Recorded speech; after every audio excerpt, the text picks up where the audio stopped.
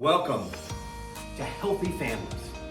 You see, God wants us to have a healthy family. And over the next several weeks, we're going to be looking at how do we really develop spiritual, healthy family. God cares very much about your family, about, let's say, the dynasty of your family.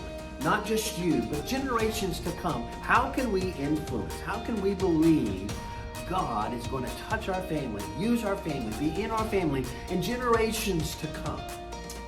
The word dynasty comes from a Greek word that literally means power. It means lordship. What is the power?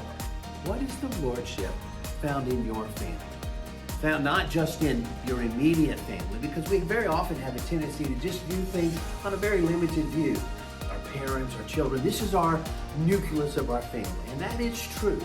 But your family is so much bigger, so much larger than that. And God wants us to have a different view of how we can believe and see God do things in our families. It's so much greater than that. See, God is eternal.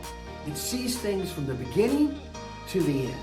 He takes a long view of things, but cares individually about you. It always begins with the one. And so this morning, it begins with you. What about you? How are you building a godly family that will last generations to come? Whether you're the grandfather, whether you're the grandson or the grandmother or the granddaughter or anything in between, it always begins with the one.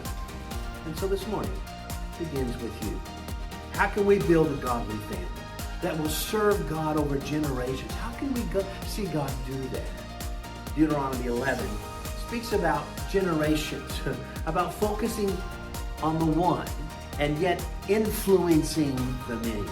Starting in verse 12, it says, it is a land. God is going to give a land the Lord your God cares for.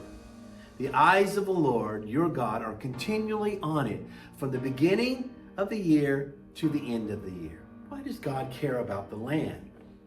He does care about the land, but only in reference to you, only in reference to the people that feel it, are involved in it, that live on it, that it interacts with it. Because it goes on to say, if you faithfully obey the commands I am giving you today, to love the Lord your God, and just serve him with all your heart and with all your soul, then I will send rain on your land in its season, both in the autumn season and the spring season, so that you may gather in your grain, new wine, and olive oil. God wants to bless, but he always blesses through individuals.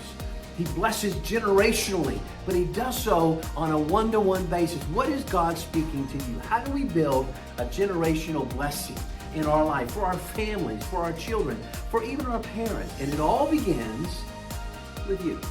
It all begins on your heart and how you interact with God. God blesses when we are faithfully obeying his words, to love him, to serve him with all that we have within us. Then the blessing will follow, not only on us, but on a generation to come through us. So this morning, begin. Let's begin. No matter where you're at. Maybe you're the oldest. Maybe you're the grandparent. Maybe you're the youngest. Maybe you're just looking around and don't really even understand how you're connected to everyone.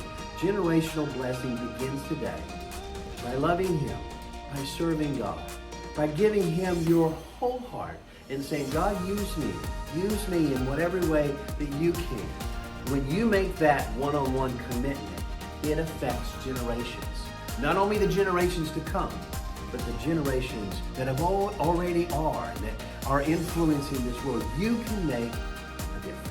That's my heart. That's what I'm believing for. Let's begin this series looking at healthy families. How do we build healthy families? How do we see God use us in the most powerful way? God bless.